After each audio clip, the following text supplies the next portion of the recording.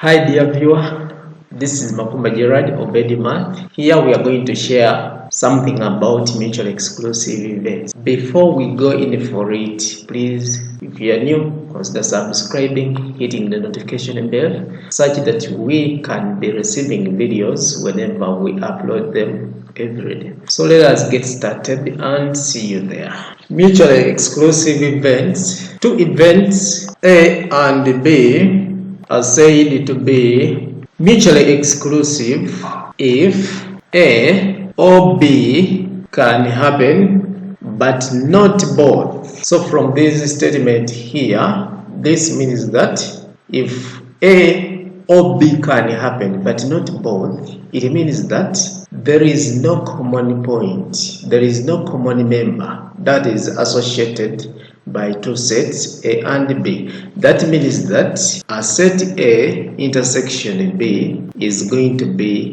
an empty set, or we always denote it as phi. And the number of elements in A intersection B will be equal to 0. Right? So irrespective of the sample space, this again implies that probability of A intersection B is equal to 0 for the case of mutually exclusive events. So from this, if A or B happens, this is what it means, probability of A or B, this is equal to probability of A union B, right? And probability of A union B, this here is equal to probability of A plus probability of B minus probability of A intersection B.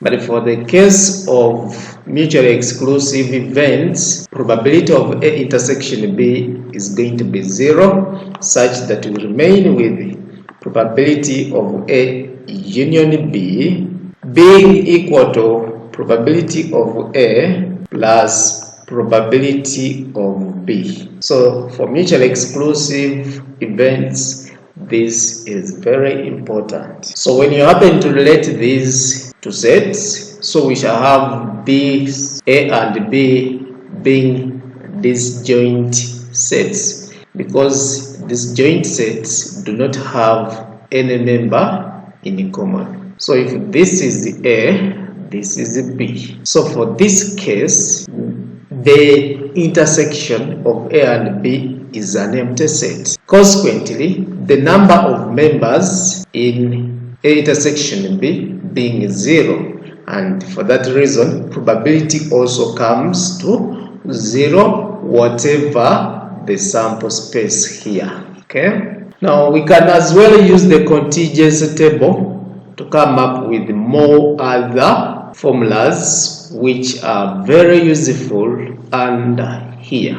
So we have the contingency table. We have our events A with its complement. We have event B with its complement. So if we are to multiply here, we shall have this being A intersection B multiplying. This is A complement intersection B. There is a 1 there multiplying. We shall have to get a B here. Multiplying there, we shall have to get A intersection B complement. A complement intersection B complement. Multiplying this gives us B complement. There is a 1 here, so we have A, this times 1 times A, then 1 times A prime, or A complement, we get that. Then 1 times 1, we are getting 1 there. So from the contingency table, if I happen to move across like this, we know that the probability of B is now going to be equal to probability of A intersection B plus probability of A complement intersection B. So for the case of mutually exclusive events, this A intersection B will be 0 because the two events do not occur at the same time. So that means we are left with probability of B being equal to probability of A complement intersection B. Now we can use this column here to come up with probability of A. So probability of A is going to be equal to probability of A intersection B plus probability of A intersection B complement. Okay? But for mutually exclusive events, this will be equal to 0, and therefore probability of A is now going to be equal to probability of A intersection B complement. So from here we can as well come up with other formulas or laws that we use here in probability. For example, probability of A complement union B. By definition, this is the same as probability of A complement plus probability of B minus probability of A complement intersection B. Alright?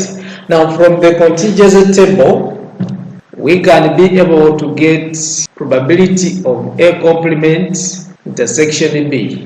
What is it? You can see that from the table, and given the fact that we are considering mutually exclusive events, A complement intersection B is equal to probability of B.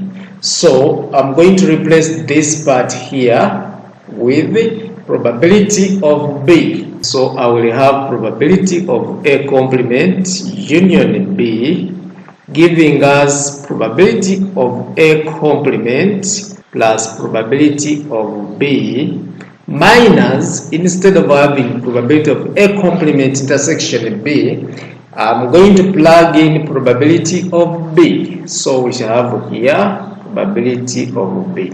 So this and that, they will see their exits. So we shall remain with probability of A complement union B.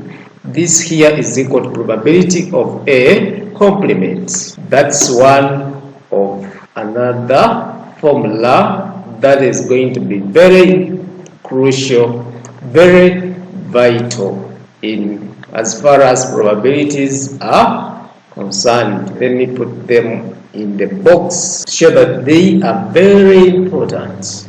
Still, we can as well go ahead and get probability of A union B complement. This here is the same as probability of A plus probability of B complement minus probability of A intersection B complement. Now, when you look at this, given the fact that we are considering the mutually exclusive events, probability of A is equal to probability of A intersection B complement. So instead of having this here, I'm going to replace it with probability of A such that we shall have probability of A union B complement giving us probability of A plus probability of B complement minus, instead of having this as probability of A intersection B complement, I'm going to bring its equivalent from here, given that these are mutually exclusive events. So I will have here probability of A. So probability of A, they disappear from our equation or our formula, and we have probability of A union B complement being equal to probability of B complement. So this is also a very vital formula or law under probability, and specifically for mutually exclusive events. We can as well go ahead and find probability of A complement union B complement. This here is the same as probability of A complement plus probability of B complement minus probability of A complement intersection B. So this term here for probability is different from saying probability of A intersection B.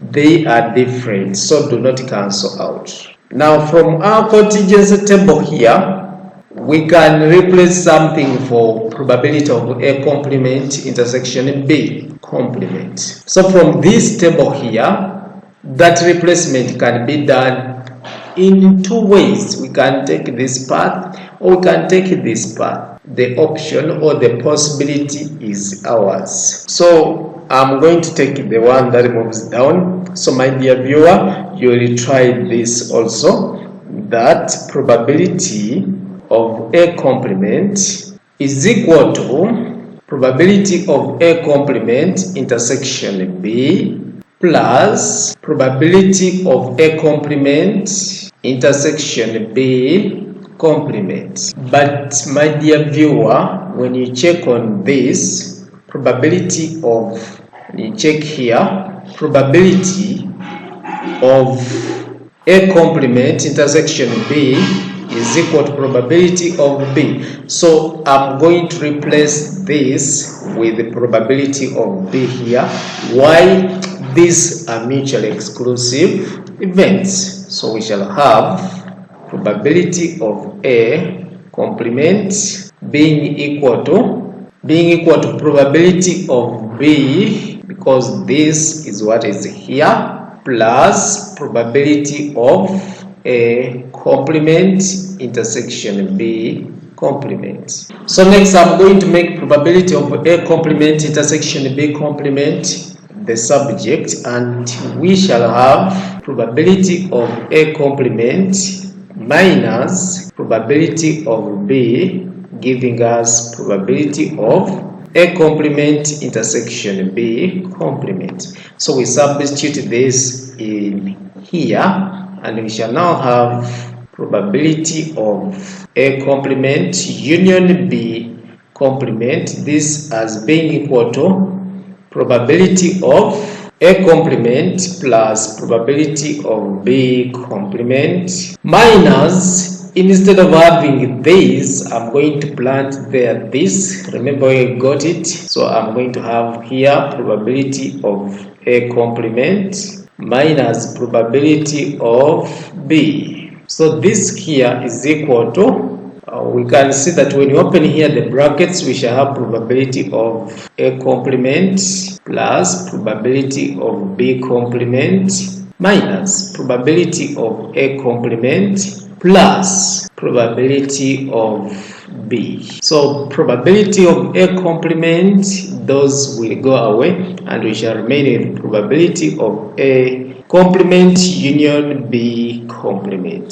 This here is now equal to probability of B complement plus probability of just B.